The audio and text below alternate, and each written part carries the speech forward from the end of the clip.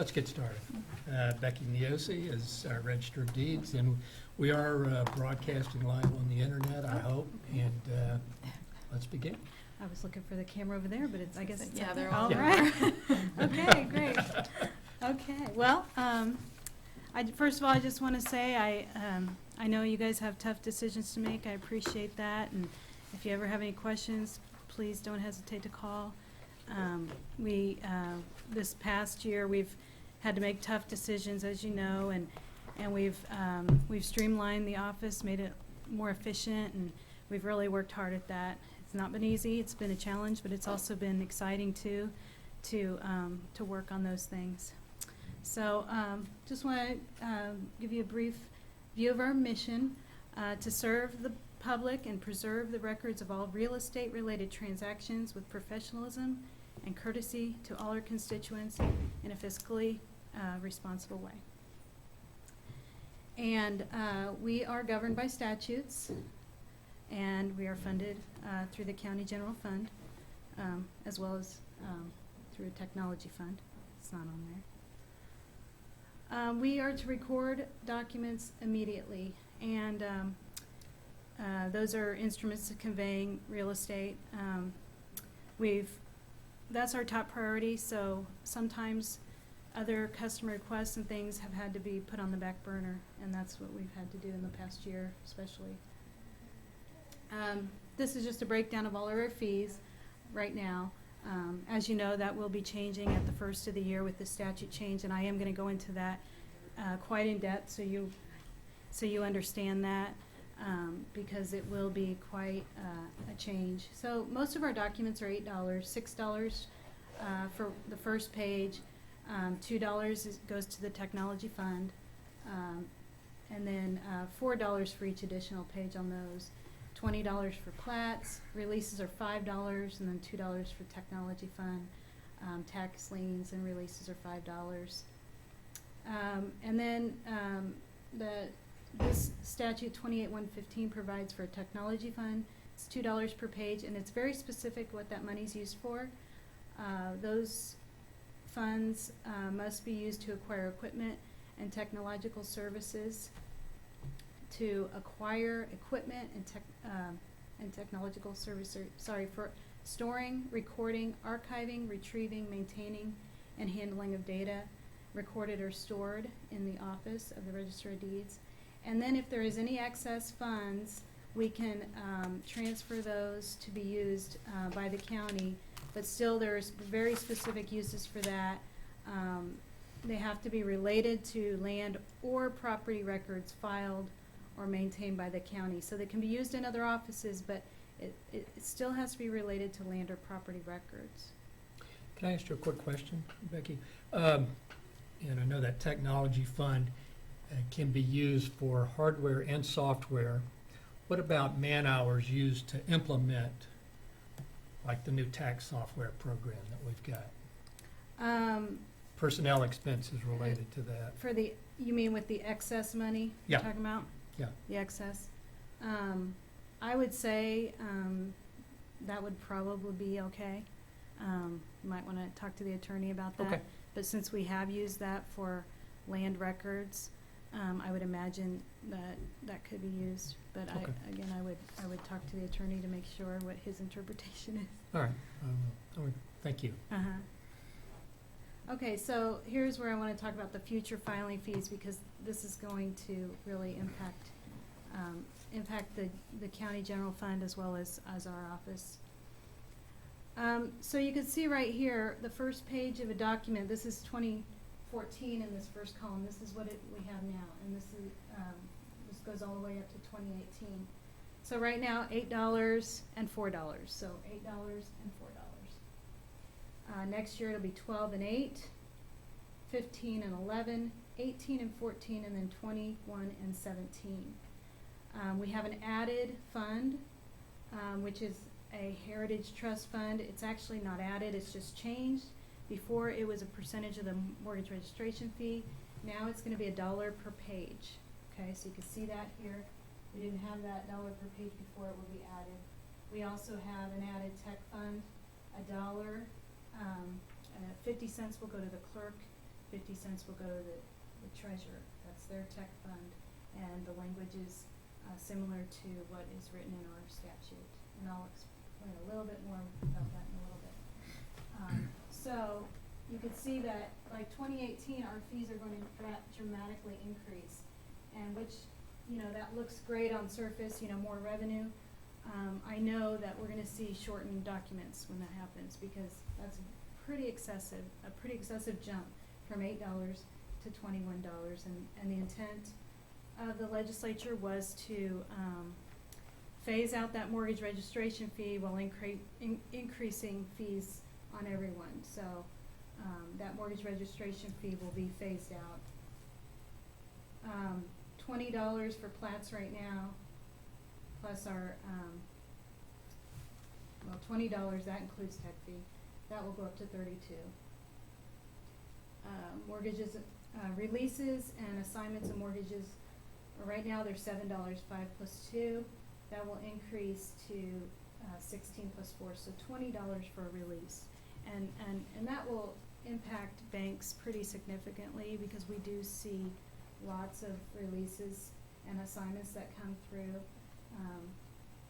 And a lot of those, another added thing about that is a lot of those releases and assignments come from banks that are not local banks, a lot of them aren't even in Kansas. So they don't know about our new fees.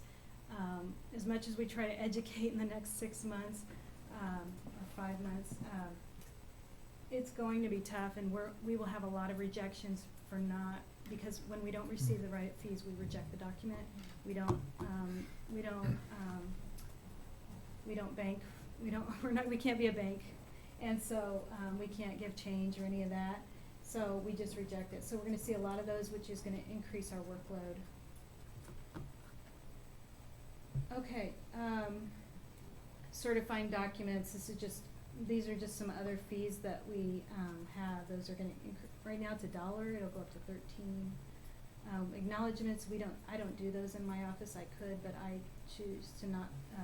I choose to be a neutral party. I don't do acknowledgements. K-door liens, IRS liens. They're $5 now. They're going to go up to 17. Liens for other services will go up to 17.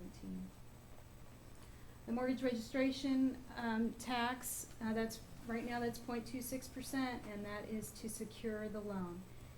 In 2013, we brought in $2.6 million in revenue. That was up from $2.2 million in 2012. So this will phase out. 2014, right now it's 0.26. Next year it'll be 0.2, 0.15, and on down to 0%.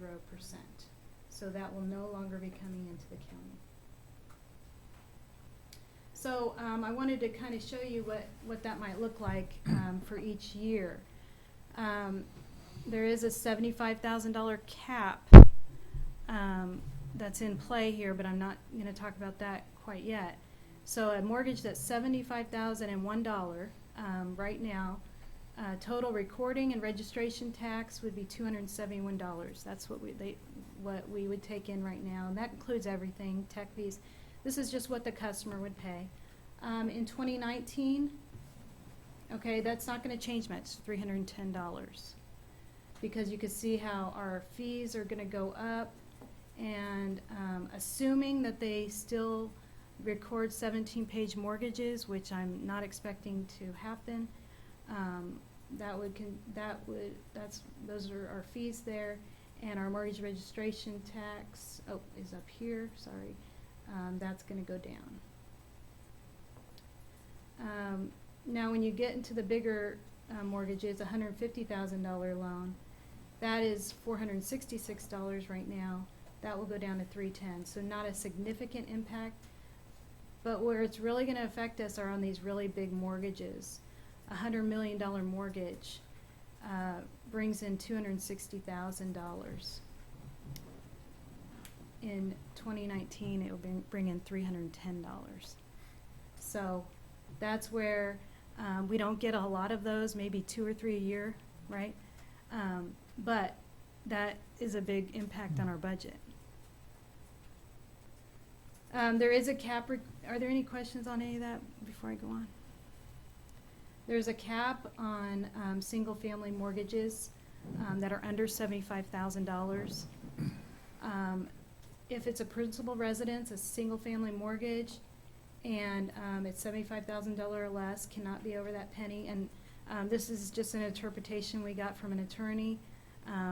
Some of the language is pretty vague in the statute, so sometimes it's hard to interpret, but this is what we have, as an association, have decided that this we agree with at this point anyways. That could change too, because you talk to one attorney, you can get another opinion. So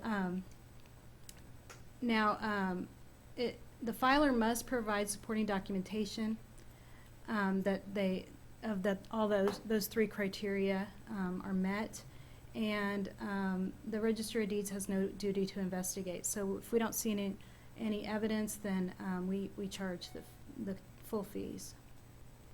This $125 cap is only on recording fees. It is not on mortgage registration tax. So these are all the recording fees under subsection A, tech fees, and Heritage Trust Fund fees. I think the intention of the legislature was to cap those mortgage registration fees, but they didn't write the language that way. It specifically says it's for the fees in 28-115, which are recording fees. So what's actually going to happen there is, in the first couple years, that $75,000 mortgage filer is actually going to be paying more than they would this year. They're going to pay more next year, which is pretty sad that they couldn't figure out how to do it correctly, but that's how it is. The Heritage Trust Fund, right now last year we brought in $100,000 for the state. We paid that out to the state. This will change with the dollar per page, and the nice thing about the impact on the county is that it's a maximum of $30,000 per year. So hopefully this will be an increase of $60,000 to $70,000 in county revenues. So that's a change. So and this will be the mortgage registration 1.01% will be eliminated in 2015. Like I said, there'll be a clerk's fund and a treasurer's fund. That'll be 50 cents per page. That will go to the clerk's tech fund. 50 cents per page will go to the treasurer's.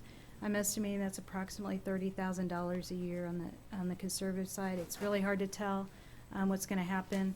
You might see more in the beginning, and then it may decrease as those filing fees increase.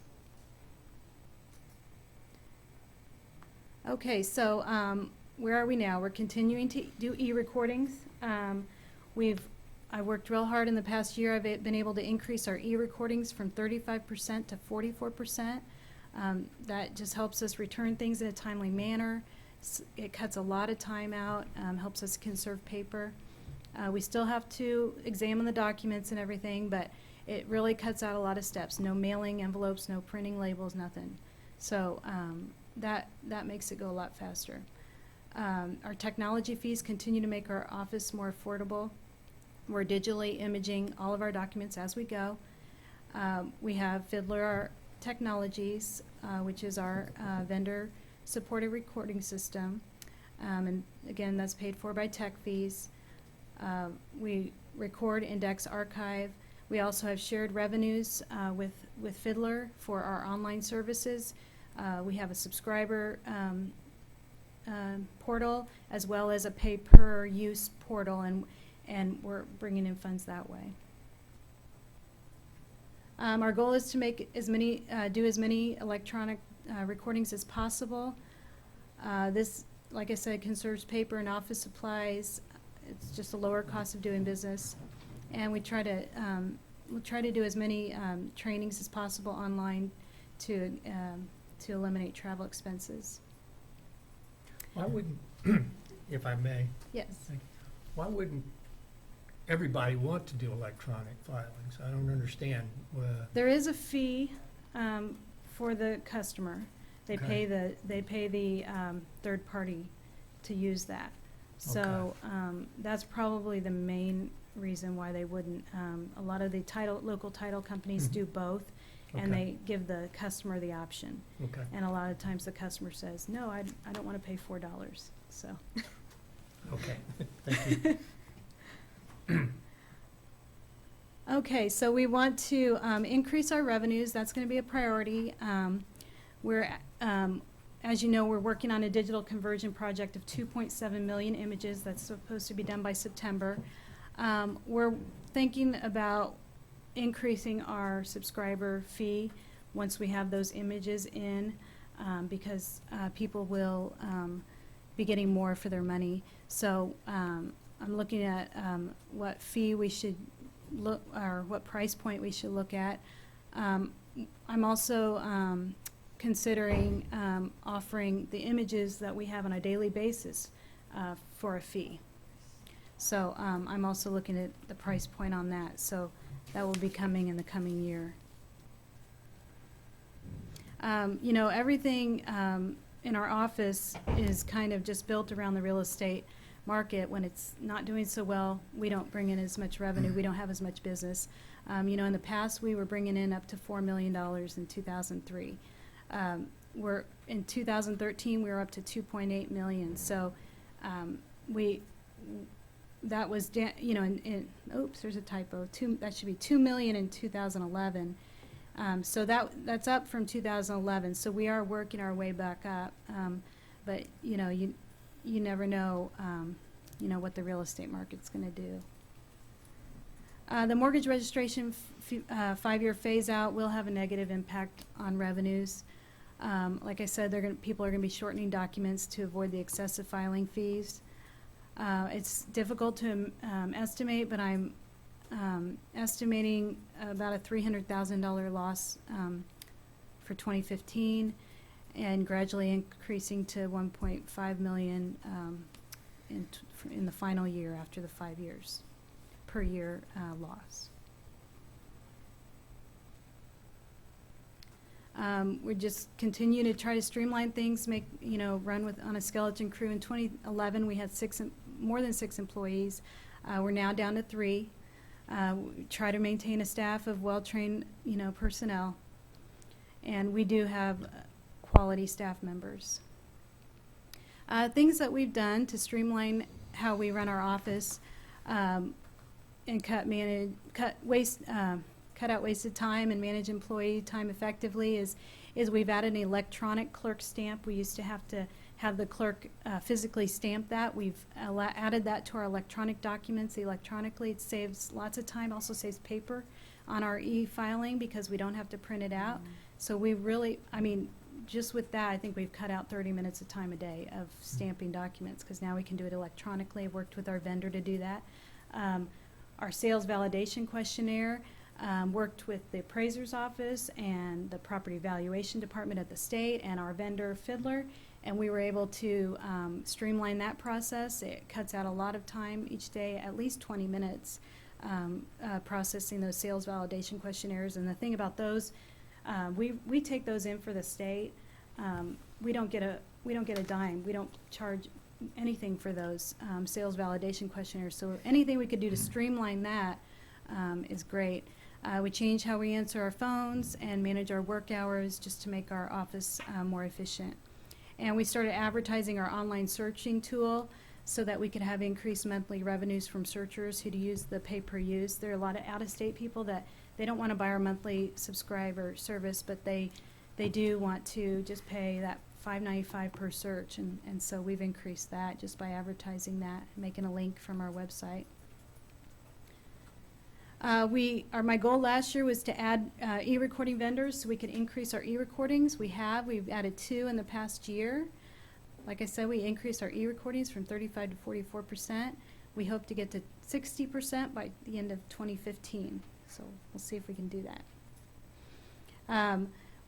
My goal was to get all the plats and surveys on a user-friendly computer program, and we were able to work with Fiddler, and they actually did that for us for free. So we have all of our plats in the computer, which is very nice for our customers, and we're currently indexing those as in-house. There is about 5,000 images that had to be indexed, and we're still working on that, but we didn't get charged by Fiddler to do that, so that was a blessing because sometimes they'll want to charge for things like that. We are working on our digital imaging and getting that into Laredo, which is our searching tool, and that should be done by 2014, as well as the indexing. So that's exciting. Once we have that done, we'll have everything in the computer. And now sometimes the computer system's down, and we still will continue to keep microfilm, in case you should need to get, to those images. So like I said, 60% of e-recording by 2015 is our goal. We'll continue to train, so we're up on the latest technology. We want to increase our monthly revenues, and we want to continue to educate the public. We'll have to do a lot of educating in the next year about the new upcoming fees. No matter how much we educate, there will still be people out there that don't know our new fee system, and it will be a lot of education. So my budget. Like I said, we have 2 employees on this budget. There is one budget that is paid from, there is one employee that's paid from the tech fund. So this personnel budget, there's an increase here, of course, for that extra pay period. And there is also an increase for CAPERS benefits. I do not take CAPERS benefits as a choice. That was a choice I made when I became the Register of Deeds. As you know, there's an election coming up. I can't tell whether or not I will get reelected. So I have added a CAPERS benefit in there in case if I should not get reelected, that the next person would be able to take that. I've also allocated money for one employee who's eligible for retirement. So those were the only increases that I asked for beyond the flat budget. I did a little informal survey of all the counties, and I just wanted to see, how many documents you take in, how many employees you have, and what your average is, your yearly average is per employee, how many documents you take in per month. And you can see some of the smaller counties here, they only have one employee or so, but they do about 1,400 to 1,900. It varies how many documents per employee they do, and I know it's hard to see. I apologize. I tried to get it all on 2 slides here. Here you get into the bigger counties, 2,000s, 3,000s. These are how many documents you do per employee per year. And of all the people I polled, and this was about 60, 65 counties, our county was the very highest at 10,400 documents per employee. So I just wanted to show you that we are working very efficiently. We're using our employees well, and even the bigger counties are about 4,000 to 5,000 to 6,000. It was the highest. 6,000 is actually a small county, but we're very high. Those are the counties I polled. So, any questions on that? Okay, just wanted to share that. For contractual services, I'm asking for 900, which is down from 1,200 from this year, and that is just for membership dues to the association, which helps me with training, education, and also legislative issues, and then our telephone bill. I did not ask for any money for office supplies, so I guess we'll be asking for donations. So the flat budget was $205,000. I'm asking for $208,778. Any questions on that? Commissioner Bueller, we'll start with you. If you have questions for Becky. Flat budget was 205,078, and that's with the increase.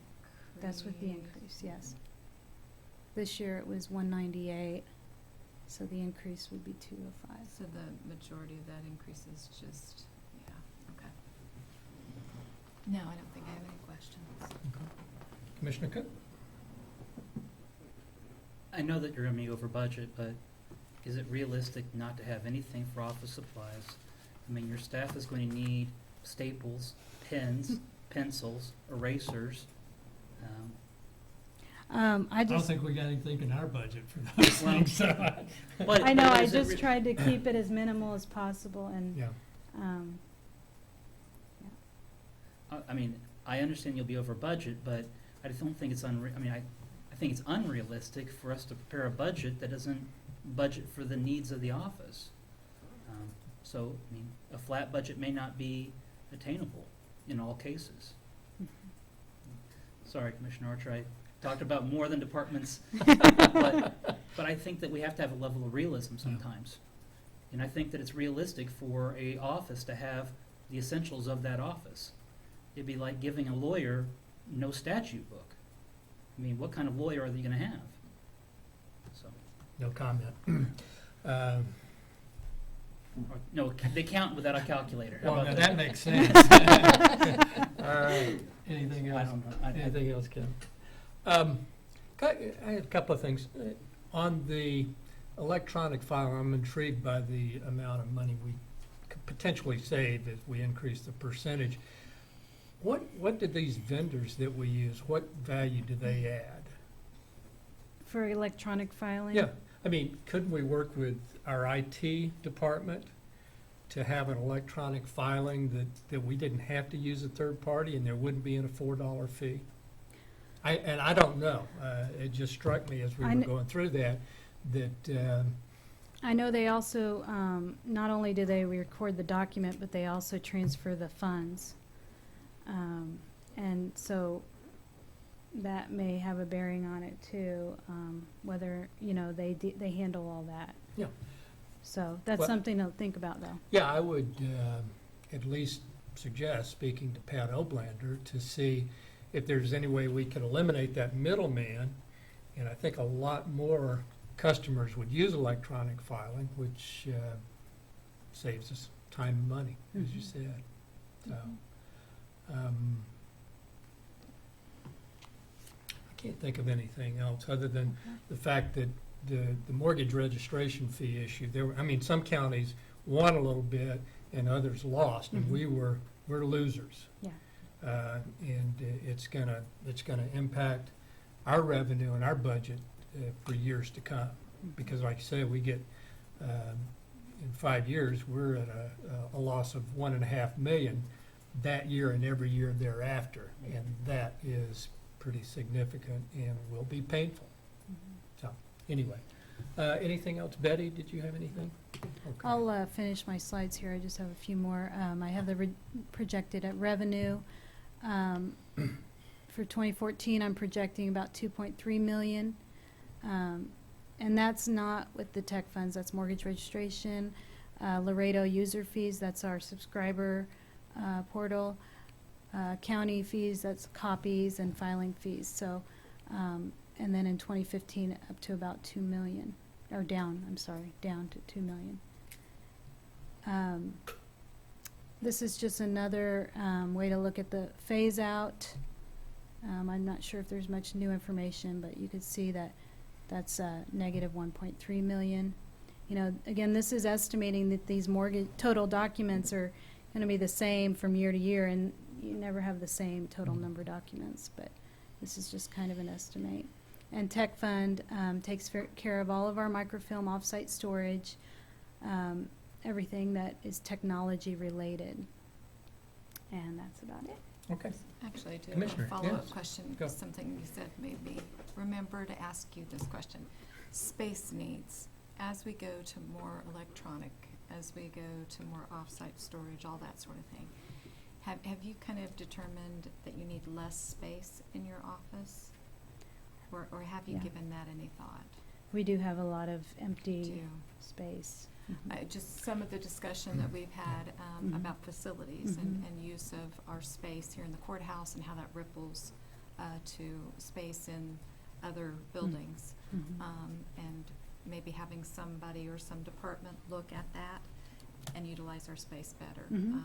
But, Definitely.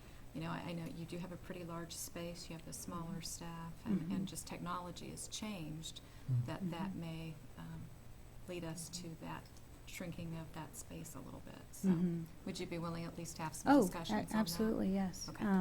We do have our records room in the back. Right. A lot of those documents are paper documents that we've kept. They don't necessarily have to be right there at people's fingertips because they are on microfilm. Mm. We do access those. Sometimes the microfilm is fuzzy or Uh-huh. something. Uh-huh. So it would be, I would still like to have those and keep those, preserve those. We have a lot of our documents down in the vault over here. Okay. And then, of course, we have our off-site storage at another facility for microfilm, but we still keep our microfilm in office. Okay. And that does come in handy because sometimes the computer system is down, you don't have internet, you do need that. So if we want to record something, we have to look it up. Just kind of think about that a Mhm. little bit as well. Thank you. Yeah. Yeah, thank you for bringing that up, Mhm. Commissioner, because space in the courthouse is at a premium, Mhm. and Mhm. there are a lot of demands for the space. There was one other thing Yes, I wanted to Betty. bring up. We had talked briefly about the technology fund and the excess portion that can go over to the land records fund. I just wanted to remind you that the land records fund has committed to pay for the payment on the tax software for the next 2 years. And so that will take up most of that excess fund that goes into that land records fund.